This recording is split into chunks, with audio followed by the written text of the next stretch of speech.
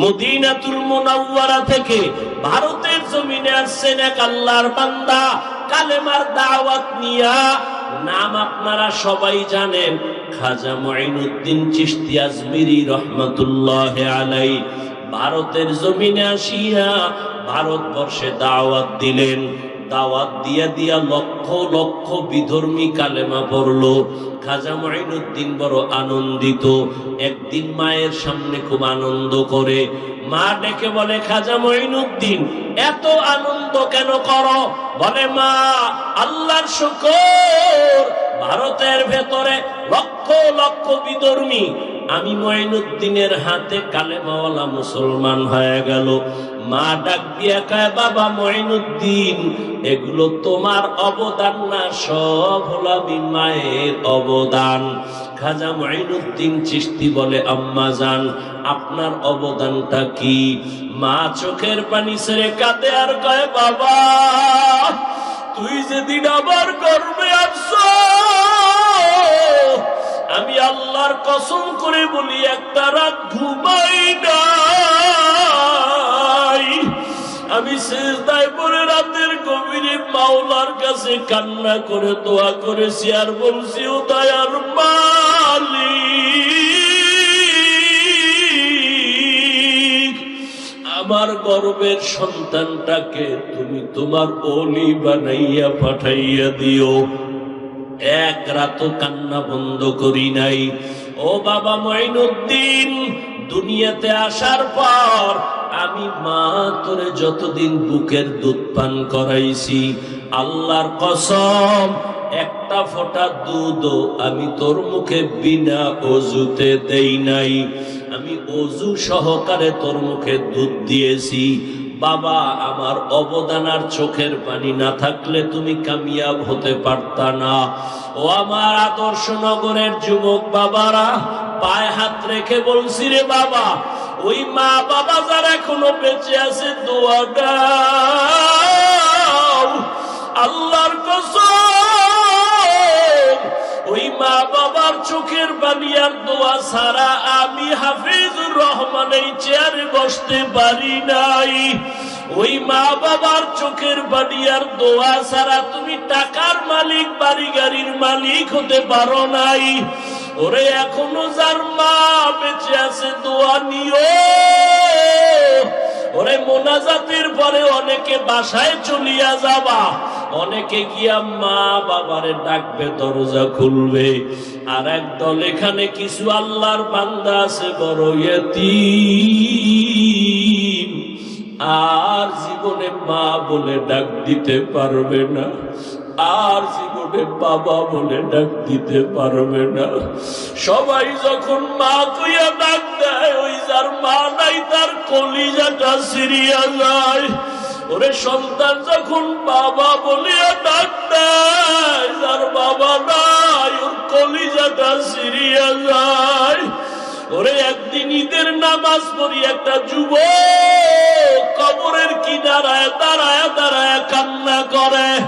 ও যুবক, ঈদের আনন্দ বাদ দিয়া কাঁদো কেন? বলে, গত ঈদে আমার মা আমার মাথায় হাত বুলায়া দোয়া করেছে, আমার বাবারে পাশে নিয়ে নামাজ আদায় করেছিলাম।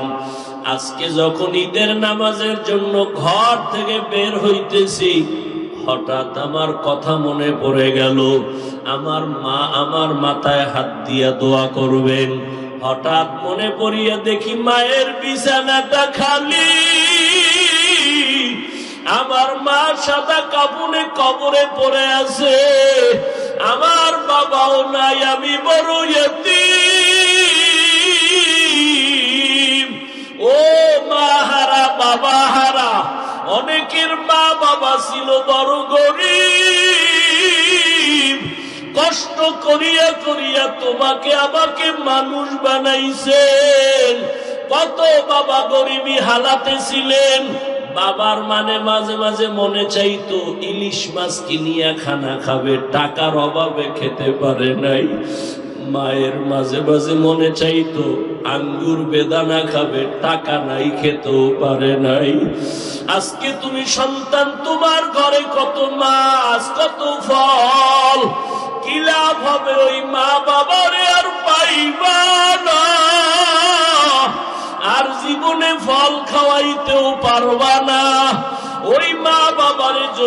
পারবা না, তবে 2 ফোঁটা চোখের পানি পাঠাইয়া দাও রে নিষ্ঠুর। গুনাহের কারণে দিলটা পাথর, চোখে পানি নাই, 2 ফোঁটা চোখের পানি পাঠাইয়া দাও। যদি কান্না না আসে, ডানে বামে দেখো কার চোখে পানি। ওরে কান্নাওয়ালার থেকে দোয়া চাও, কান্নাওয়ালার দোয়া খালি ফেরত যাবে না। ও আমার কলিজার যুবক বাবারা, যাদের মা বাবা এখনো বেঁচে আছে, এই রত্ন হারাইস না রে বাবা। এখনো পারলে ঘরে গিয়া মাকে বলিস, মা মাথায় হাত দিয়া দোয়া করিয়া দাও। তোমার দোয়া সারা জীবনে সফলতা আসবে না। মা, ওয়াজের প্যান্ডেলে কত মানুষের কাঁদতে দেখলাম, আমার কপাল বড় খারাপ, আমার চোখে পানি নাই। গুনাহের কারণে বুঝি আল্লাহ বেজার, তুমিও আমার উপরে বেজার। আজকে তওবা করে আসছি, আর নামাজ ছাড়বো না, দাড়ি কাটবো না, বেপরদায় চলবো না, আর মুরব্বীদের সাথে বেয়াদবি করবো না। মা, তুমি আমার মাথায় হাত দিয়া দোয়া করে দাও। যদি বলতে পারো, দেখবা মায়ের চোখে পানি চলে আসবে। মা ডাক দিয়া বলবে, বাবা আয় আয়। মাথায় হাত দিয়া ডাক দিবে, আরশে আজিমের মালিক, আমার কলিজার সন্তানটাকে তুমি কবুল করে নাও। ওই মা বাবার দোয়া নিতে ভুল করিও না। যদি অন্যায় ভাবে কষ্ট দিয়া থাকো, গোপনে গিয়া ক্ষমা চাইও। শিক্ষকের দোয়া ছাড়া আগাইতে পারবা না। কষ্ট দিয়া থাকলে দোয়া নিও ক্ষমা চাইয়া। আলেম ওলামার মনে আঘাত দিয়ে আগাতে পারবা না। যদি বিরোধিতা অন্যায় করো, বেয়াদবি করো, ক্ষমা চাইও। আসল মানুষ হইয়া কবরে যাও। কত চোখের সামনে আজকে কত আল্লাহর বান্দারা নাই। এই এলাকায় 11 সালে যখন আসছি, আমার ভাই ছিলেন আব্দুল মান্নান সাহেব, দুনিয়া থেকে চলে গেছেন। হাজী মনির সাহেব দুনিয়া থেকে চলে গেছেন। চোখের সামনে তাদের কত অবদান এই মাদ্রাসার পেছনে। আজকে আমি এখানে বয়ান করতেছি, তারা থাকলে কতই না তারা আনন্দ পাইতো। এক এক করে সবাই চলিয়ে গেছে। আগামী বছর বয়ান চলবে, হয়তো আজকে যারা আছি অনেকে আবার বিয়োগ হয়ে যাবে। কোন দিন আমার আজরাইল আসিয়া ডাক দেয়, রে যুবক, বেয়াদবি ক্ষমা চাই। ওরে আজান শুনিয়া মসজিদের দিকে দৌড়াও। ওরে মা বাবা থাকলে দোয়া নিও, মায়ের কষ্ট দিও না, বাবারে কষ্ট দিও না। ওরে মা বাবার কবরের কিনারায় যাইয়া মাঝে মাঝে চোখের পানি ছেড়ে দোয়া করিও, রব্বির হামহুমা কামা রব্বায়ানি সগীরা। মাঝে মাঝে কবরস্থানে গিয়া চোখের পানি ছাড়িও। ওরে আল্লাহর বান্দারা, তওবার নিয়ত করো, নামাজ যেন ছুটিয়া না যায়। জবানের কথায় যেন কেউ কষ্ট পাইয়া বরদোয়া না দেয়। আল্লাহ সবাইকে কবুল করে নেন। কত মানুষ কথা বলতে চায়, কিন্তু আল্লাহ জবান থেকে আওয়াজ দেন নাই, বলতে পারে না, আফসুস করে, কান্না করে। আর কিছু মানুষকে আল্লাহ কথা বলার তৌফিক দিছেন, যেখানে লাগে সেখানে বলে না, যেখানে লাগে না হুদা বক বক করবো, বইবে, কোনো কামে লাগে না, এরপর কথা বলবো। কিছু মানুষ আছে না, সারা দিন রাত্র কোনো কাম নাই, চায়ের দোকানে বয়ে খালি গল্প, চাপাবাজি করবে আর ফ্রি চা খাইবে। আওয়ামী লীগের একজনারে দেখলে কইব যে কোনো ভয় নাই, বিএনপি আর জীবনে দাঁড়াইতে পারবে না। তো আওয়ামী লীগের লোক চিন্তা করবে, এই দোয়াটা তো আর কেউ করে নাই, এর একটা ফ্রি চা দাও, বাস খালি এক কাপ চা খেয়ে বয়ে দিল। পরক্ষণে বিএমপির একটারে যখন পাইছে, হেরে একটু পাম দিল, কয় যে নৌকা তলায় গেছে, আর কেয়ামতের আগে আর সূর্যও দেখবে না। বিএনপির লোক খুশি হয়ে কয় চা দিস না রুডিও দে। এইরকম চাপাবাজি কইরা চায়ের দোকানে মোটামুটি সকাল থেকে সন্ধ্যা পর্যন্ত 20-30 কাপ চা খায়, 1 টাকাও লাগে না। এইরকম চাপাবাজি করতে করতে করতে করতে যে হ্যারি একটা চাপাবাজি কইরা চা খাইতে চায়। তো আস্তে আস্তে একজন শিক্ষিত মানুষ হয়ে গেছে। এবার কয়, স্যার আপনার বাড়ি কোন জায়গায়? কয় আমার বাড়ি নোয়াখালী। কথার কথা। আচ্ছা নোয়াখালীর আবার বেজার হইবে, আমারটাই কই বরিশাল। বরিশাল বাড়ি।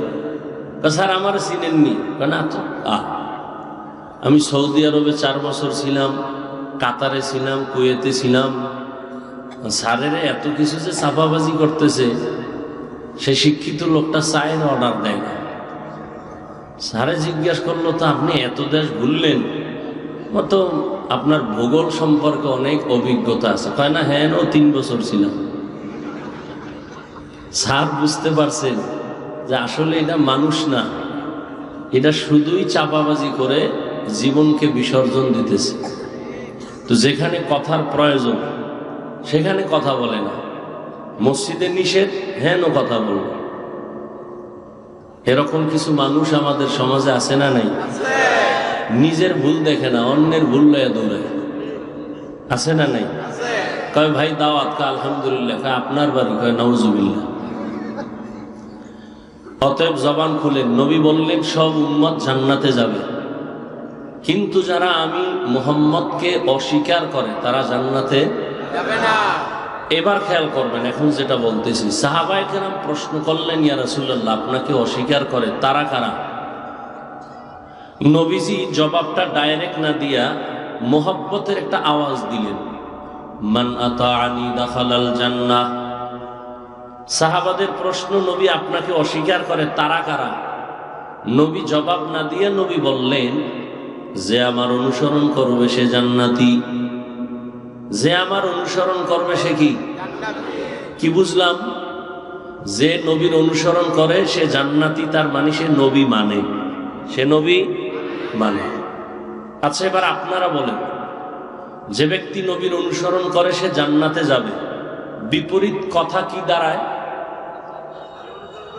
বলেন।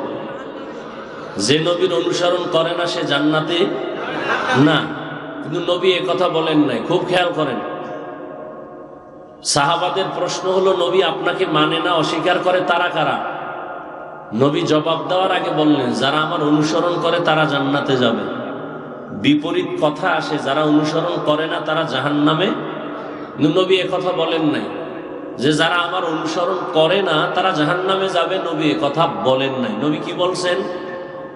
ওমান আসানি ফাকাদ আবা, যে আমার বিরোধিতা করে সে জাহান্নামে যাবে। কি বুঝলাম? যারা নবীর আদর্শ মতো চলে না তারা 2 দল। কয় দল? এক দল দরদি আর এক দল বিরোধী। ভিন্ন শব্দে বলা যায়, এক দল আগ্রহী আর এক দল বিদ্রোহী। আরো স্পষ্ট ভাবে বলি, ধরে নেন কথার কথা, ডান দিক থেকে প্যান্ডেলের একটা যুবককে জিজ্ঞাসা করলাম, এই যুবক, নবীর আদর্শের দাড়ি রাখো না কেন, নামাজ পড়ো না কেন? যুবক বলে, হুজুর দরকার, নবীর আদর্শে নামাজ পড়া দরকার, দাড়ি রাখা দরকার, চেষ্টা করি, পারি না, দোয়া করেন, ইনশাআল্লাহ চেষ্টা করব। কি বুঝলেন? সে দরদি না বিরোধী? বিদ্রোহী না আগ্রহী? আচ্ছা বাম দিক থেকে একজনকে জিজ্ঞাসা করলাম, এই যুবক, নবীজির আদর্শে দাড়ি রাখো না কেন, নামাজ পড়ো না কেন? যুবক আমার কথা শেষ না হতেই বলল, দাড়ি না রাখলে অসুবিধা কি, নামাজ না পড়লে অসুবিধা কি? কি বুঝলেন? দরদি না বিরোধী? আগ্রহী না বিদ্রোহী? রসুলের আদর্শ মানার ক্ষেত্রে বিদ্রোহীর আর এক নাম তাজা বেঈমান। খুব কঠিন কথা, কিন্তু দোনোজনই দাড়ি নেই, একজন আগ্রহী আর একজন বিদ্রোহী। আগ্রহী মুমিন, বিদ্রোহী বেঈমান। এই জন্য একজন দাড়ি রাখে না, তাকে গালি দেওয়া আগে বুঝতে হবে সে কি আগ্রহী না বিদ্রোহী। যদি আগ্রহী হয় মুমিন, দাড়ি না রাখলেও মুমিন। আর বিদ্রোহী দাড়ি রাখলেও বেঈমান। খুব কঠিন কথা কিন্তু। যে ব্যক্তি দাড়ি রাখে না, আর একজন দাড়ি পছন্দ করে না, দুইজন সমান। যে দাড়ি রাখে না সে মুমিন, যে দাড়ি পছন্দ করে না সে বেঈমান।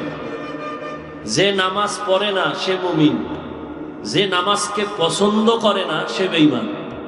যে ইসলামের রাজনীতি করে না সে মুমিন, আর একজনে ইসলামের রাজনীতি পছন্দ করে না, বেঈমান। খুব কঠিন কিন্তু, আল্লাহ বুঝার তৌফিক দান করেন। তাহলে যে নামাজ পড়ে না তাকে গালি দেওয়া, যে নামাজ পছন্দ করে না তাকে ছাড় দেওয়া যাবে না, সুযোগ পেলেই জুতার বাড়ি। যে দাড়ি রাখে না তাকে গালি দেওয়া, যে দাড়ি পছন্দ করে না তাকে ছাড় দেওয়া, হ্যাঁ, যে ইসলামের রাজনীতি করে না তাকে গালি দেওয়া, যে কোরআনের আইনের রাজনীতি পছন্দ করে না তাকে ছাড় দেওয়া। ব্যবধান আছে না নাই? একজন মুমিন আর একজন বেঈমান।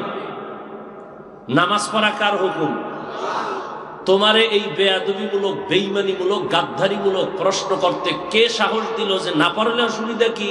তো মদিনায় গিয়ে নবীরে বলো, রসুল তোমার আদেশে দাড়ি না রাখলে অসুবিধা কি? রসুল যদি বলে তোর মতো বেয়াদব উম্মত আমি মুহাম্মদের না হইলে অসুবিধা কি? আল্লাহ হেদায়েত দান করুন। তাহলে হাদিসের কথায় কি বুঝলেন? যে নামাজ পড়ে না সে বেঈমান, তাকে গালি দেওয়া যাবে? আগে বুঝতে হবে সে কি দরদি না বিরোধী। যতক্ষণ বুঝবেন না ততক্ষণ গালি দেওয়া যাবে না। আল্লাহ বুঝার তৌফিক দান করেন। এবার আসেন যে আয়াত করেছি। বর্তমান আরবি রজব মাস, 23 তারিখ চলে গেল, 24, সামনে শাবান, এরপরে রমাজান। আলোচনা বিস্তারিত করা যাবে না, সময়ের প্রয়োজন। বয়ান করা, বয়ান শোনা, বক্তার এলেম আমলের বাহাদুরিতে ওয়াজ করা যায় না, বয়ান হয় না। বয়ান হওয়ার জন্য লাগবে বাতিনি ভাবে আল্লাহর রহমত, জাহিরি ভাবে লাগবে শ্রোতাদের অন্তরের মোহব্বত। এই দুই জিনিস যখন পাওয়া যাবে তখন আল্লাহ বয়ান বের করে দিবেন। আল্লাহ পাকে মাহফিল কবুল করে। মেরাজ সম্পর্কে কিছু আলোচনা করব, যদি আপনাদের ধৈর্য হয়। না হয় মাঝখান দিয়ে লাইন কেটে দিয়ে দোয়া করে দিব। আল্লাহ সবাইকে কবুল করেন। ভূমিকা স্বরূপ বর্তমান আরবি মাস কি মাস? সামনে শাবান, এরপরে রমাজান। রজব মাস আসলে আমরা বক্তারা, ইমাম সাহেবরা মেরাজের বয়ান করি, এবং অনেকের ধারণা মেরাজের কারণে রজবের সম্মান বেড়ে গেছে। মুসলমান হিসেবে আরবি মাসের নামগুলো অন্তত মনে রাখা ওয়াজিবে কিফায়া। মুসলমান হিসাবে আরবি মাসের নাম মনে রাখবে দূরের কথা, বাঙালি হিসাবে বাংলা মাসের নামই জানে না। আরো আশ্চর্য হলো যে বাংলা ভাষার জন্য জীবন দিল 4 যুবক, সেই দিনটাকেও স্মরণ করে বাংলা বাদ দিয়া। কি দিয়া স্মরণ করে বলেন তো? এরা কি 21শে ফেব্রুয়ারি বলার জন্য জীবন দিছিল? জাগা, ওদিকের চিন্তা করে লাভ নেই।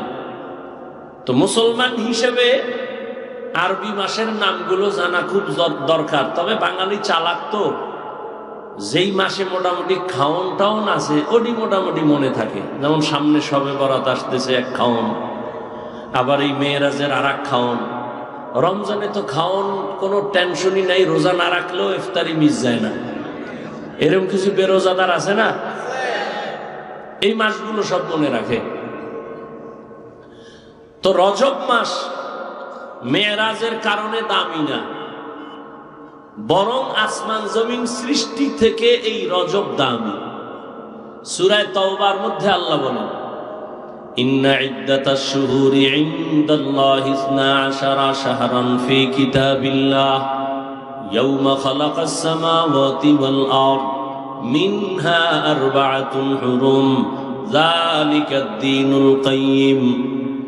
আল্লাহ তাআলা বলেন গণনার আকারে বছরে মাস হবে 12টা।